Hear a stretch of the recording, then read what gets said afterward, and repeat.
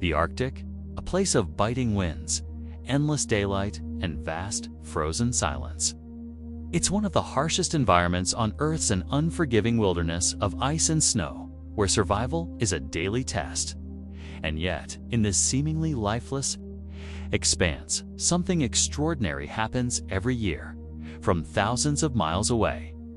Flocks of birds, Arctic terns, snow buntings, eider ducks, and more arrive in this frozen realm to nest, breed, and raise their young. These birds endure unimaginable journeys across oceans and continents, braving storms and starvation, just to reach this desolate corner of the planet. But what if I told you that these graceful Arctic survivors are more than just birds? What if I told you that hidden in their feathers, their bones, and even their behavior is a story that began over 150 million years ago, a story of ancient predators, mass extinction, and one of evolution's greatest miracles? To understand how a bird can be a dinosaur, we must go back to a world where giants ruled the Earth.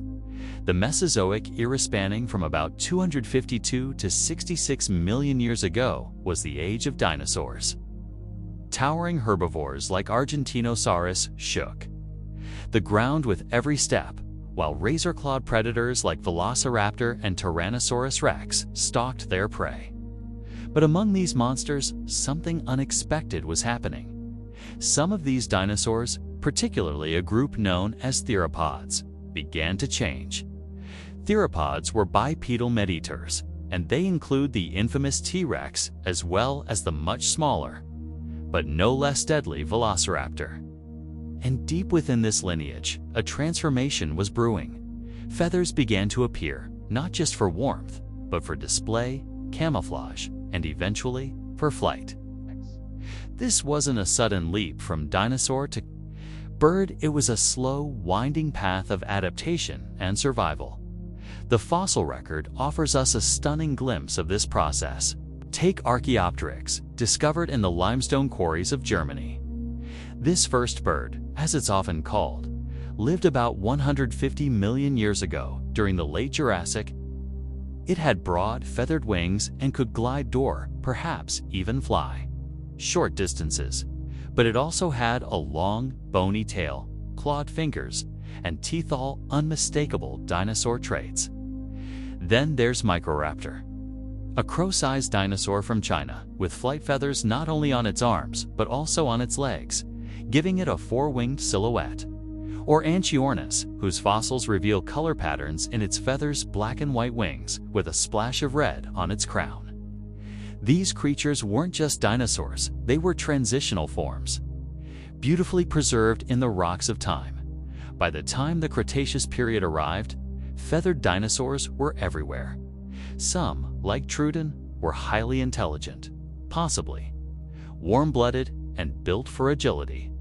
Incredibly, fossils of Troodon have been found in what is now the Alaskan Arctic. This means that even 70 million years ago, dinosaurs were living and nesting in polar regions, enduring long periods of darkness and cold. It's hard to overstate what this means. Dinosaurs, yes, real dinosaurs, had adapted to the cold long before birds ever existed. Their feathers likely served as insulation. Some species may have even cared for their young in nests, just like birds do today. Then came the cataclysm, around 66 million years ago. A 10-kilometer-wide asteroid slammed into Earth near what is now the Yucatan Peninsula. The impact released energy equivalent to billions of nuclear bombs.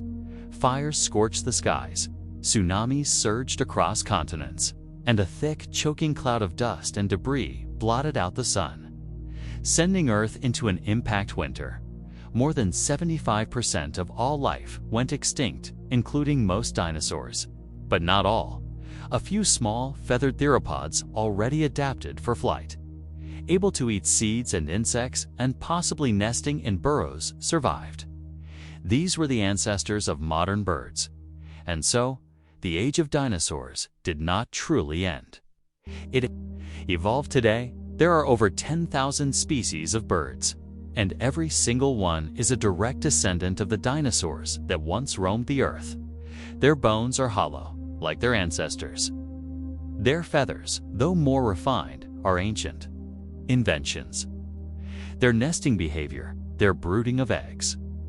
Even their social calls all echoes of a distant prehistoric past. But nowhere is this legacy more profound than in the Arctic.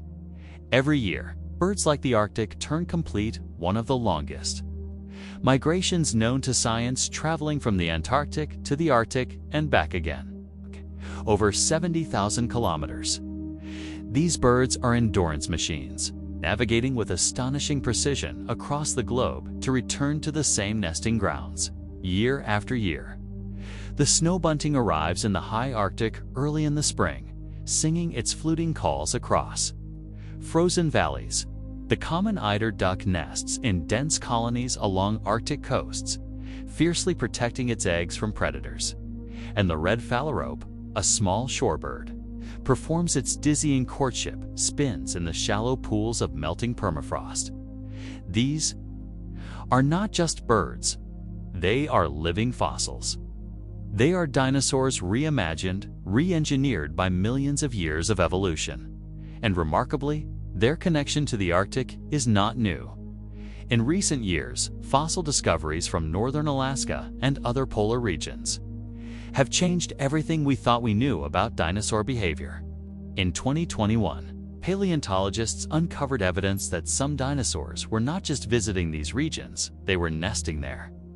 Baby dinosaur bones and teeth found in polar deposits indicate that species like Edmontosaurus and Troodon hatched and grew up in the Arctic. Imagine that young dinosaurs taking their first steps beneath the flickering lights of the polar auroras. And now, 70 million years later, their descendants return. Modern birds nesting in the Arctic are following ancient migration paths, perhaps even inherited from their Cretaceous ancestors. The instinct to travel, to nest, to raise young in these remote regions, these aren't just behaviors. They are time capsules. The birds that skim the surface of Arctic waters or call from snow-laced cliffs are not distant cousins of dinosaurs. They are dinosaurs, refined by time but bound to their past. They sing with the voices of a vanished world. They fly where their ancestors once walked. And they prove, beyond any doubt, that extinction is not always the end. Sometimes it's a new beginning. So, the next time you see a bird in flight, whether it's a sparrow, a hawk, or a distant dot on the Arctic sky, pause for a moment. Consider the miracle that you're witnessing. That creature is a survivor of fire and ice, of meteors and mass extinctions. It carries inside it the memory of a world where giants lived, a world we are still discovering, one fossil at a time. And if that fills you with wonder, don't forget to like this video, share it with fellow explorers of the ancient world, and subscribe to Extinct World for more awe-inspiring journeys into Earth's prehistoric past. Because every bird you see today is a whisper from the age of dinosaurs. And the Arctic winds are still singing their story.